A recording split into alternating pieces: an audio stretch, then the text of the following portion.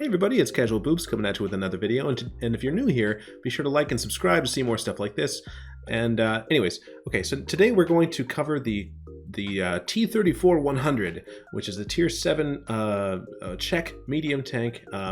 It's a follow-up to the Tier 9 Skoda T50 video that I did a little bit earlier. You can come back in the search back in the videos, you can see that one. It's a pretty good game. Anyways, I got some questions about the Tier 7, and I just happen to have this replay sitting around, so I figured I'd do this one next.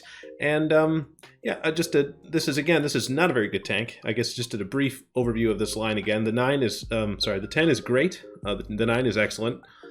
And everything else is really, really bad, except for the Tech Tree Tier 6. It's actually kind of fun. It's kind of a fun tank. But the rest of these are bad. Like, this is bad news bears. Even the 7 that you're about to see is not a very good tank, and I will explain why.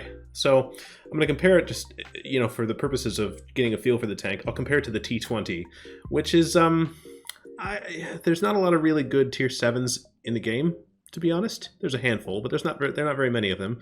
Most Tier 7s are just not very good, for whatever reason. And I think the T20 is probably one of the better ones. So this compares pretty well. Basically, I suppose you get better firepower, or whatever you'd call it, better guns. I don't want to say gun stats, but like the gun is better in the T-34 100 than the T20. You get better penetration, slightly better alpha, slightly better reload, and all that stuff. However, you get 5 degrees of gun depression compared to 10, which is the 5 limits you quite a bit. And the gun handling stats are not that awesome, as you can see. The T20 kind of zooms around, and the T-34 100 would make you, based on these stats, would make it seem like it's pretty similar. And I won't say that the T-34 100 is slow, but I wouldn't necessarily call it fast either. And I would definitely call the T20 a fast tank. So, and then the rest from here, it's all like, there's not really any turret armor, there's not really any hull armor. So yeah, this is why the tank is kind of, I think it's kind of bad. But yeah, basically the armor is non-existent. It is a T-34 hull and T-34 turret with a big stupid gun slapped in there. I think historically maybe this existed, I don't know. So you have the T-35, which is a Tier 5 tank. That's basically your armor, except you're at Tier 7. So just about everything cheeses you, armor-wise, and you don't really have the gun or flexibility to make up for that, in my opinion. But so I definitely don't think the tank is very good. But I guess with Equipment 2.0, I would probably go something like. It doesn't get a vertical stabilizer. Of course it doesn't. So I would probably do this for equipment, because you want to, like, if you're not going to be a well-armored tank, at least you can have mobility, right? So I'd probably throw the turbo on there, and then a rammer, and then an IRM to get this thing to behave. This is probably what I would run if I was forced to play this tank again. So yeah, without further ado, we'll get into the replay. Okay. All right, so today we're going to be following Thunder play his T-34 100 in Himmelsdorf on an encounter battle, and this is a little bit of a weird one because there's 2 artillery, 1 light tank on each team, and Tier 9s, right? So he's Tier 7, and there's a whole bunch of big scary Tier 9s in this game, and so I like this because it gives you a good idea of what kinds of things you can do when you're in a situation like this. And I'm sure that if you're watching this, you probably have been in a situation where your Tier 7 tank isn't very good, and you got Tier 9s in the game, and fun, what do we do? And so the general theme here is basically Thunder's going to try to be helpful, be useful, without putting himself at risk, without putting himself in a position where his non-existent armor will come into play. So he's going to take this position here so that he can punish anyone who tries to push around the bottom side of the castle. And if you watch any of my other replays, you'll know what I'm talking about. I don't like going up there because people do exactly what Thunder is doing now. And you can see some of the accuracy stats coming into play here, and that 1357 just got eaten by a standard B, and that is why you don't rush in your Tier 7 against Tier 9s, even though the standard B is mostly dead, but I think it's not. I think that was because of more than just the 1357. So anyways, they're both dead, and we've lost a tier 9, and they lost a Tier 7, so that's unfortunate. But the key here is to be patient, right? So we have a pretty good gun, I guess, for Tier 7, so let's try to put it to use. And you can see here, Thunder can stay mostly hidden. He gets spotted when he shoots, but he has pretty good firing lanes on most of the people that are trying to do this kind of maneuver here. And you gotta wait for the shot. And yeah, find your gap and miss it anyways, because this gun on this tank is excellent. So you can start to see why I don't really like this tank, and I think most people would agree that it's not very, even for tier 7s, it's just not that awesome, to be honest. But yeah, we'll just do what we can, and Thunder's going to try to put it to good use. And this is what it's all about, right? So you put yourself in a position where you can farm, pretend to be a tank destroyer, support your other tanks, and not... Oh, Thunder, you gotta aim. You gotta aim those, bro.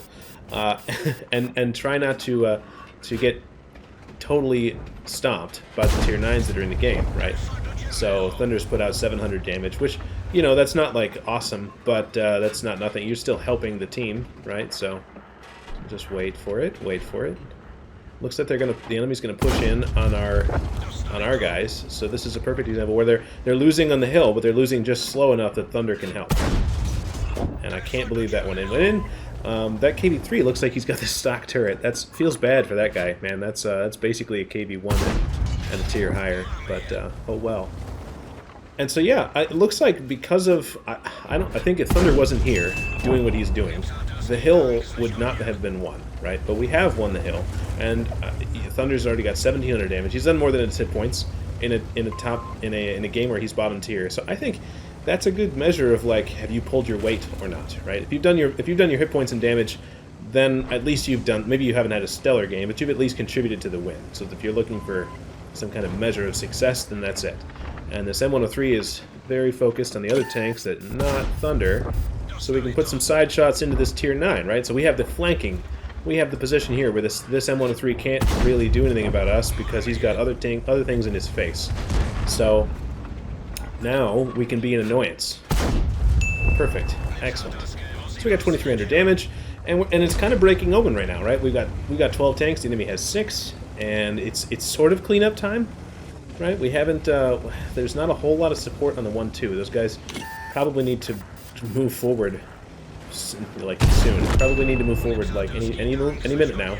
But Thunder is gonna get out of the way of that Artie because he doesn't want to get shotgunned. And let's put the round in. Perfect. Nice. And yeah, now we're in cleanup time. So like, this has turned out to be a pretty good game. And Thunder's got almost 3,000 damage. Goes for the tracking shot in case somebody else kills the Artie. And okay, that's a good call. But yeah, just over 3,000 damage so far and 5 kills. And it kind of ticked up pretty fast, right? I mean, this is I would say not all games are going to go this way, but I think Thunder did everything right. Where when there was an opening and you could provide flanking fire, that's where Thunder went, and that's what he did. So that even when, I mean, he hasn't even taken any damage, right? So tier 9s don't really matter when your tier 9s are facing their tier 9s, and they can't afford to look at you. You can create that angle where now they have 2 people on 2 different flanks to worry about, and that's how a tier 7 can really help influence a game. So now he's doing the same thing, where this Patton is going to be looking at our tanks, and he won't have a chance to look at Thunder, so Thunder's going to go and shoot him in the butt. And here we go. Do it, buddy. Ah, gosh, the gun on this thing is just so tragic. Can we throw it? I think maybe we can. And you can see the gun depression on this thing. The 5 degrees of gun depression. Thunder couldn't even put the gun down. Okay, and he gets a shot over the dead tank into the side of the hull of the Patton. And this Patton is totally misplaying this. He needs to be driving forward and just man-moding. Of course, now he doesn't have the hit points to do that because Thunder's been playing really well, but yeah, now it doesn't matter. We have all the hit points. So Thunder locks in 6 kills, 3,800 damage so far. And and the ram, right? For the ram for the win. Nice. Locking it down. So, you know, to recap, right? This definitely was, I think, without Thunder's influence, this probably would have been a loss, right? So Thunder put himself in a position where the enemy tanks were locked in combat, if you will, and they had to look at either Thunder or some other tank, right? So you're turning your 1v1s into 2v1s and something like that. And so that's how you can be useful when you're low tier against tier 9s, or low tier against the higher tier opponents. Alright, so at the end of the game, Thunder managed to pull out 4,400 damage, 7 kills, and that got him an ace tanker, gosh, the top gun, the high caliber for the most damage done in the game, or something like that. And then he also managed to 3-mark the tank in this particular battle. I don't know why anybody would go through the effort of 3-marking this turd, but Thunder did, so congratulations. And that ended up getting 1,823 base XP. That's what happens when you shoot tier 9s in your tier 7 tank.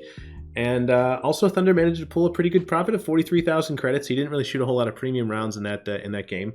He was running food, so that cost him 20,000 credits. But yeah, I guess that's the gun. You saw how derpy it was, but if you're just starting to clock away damage, it can do the things.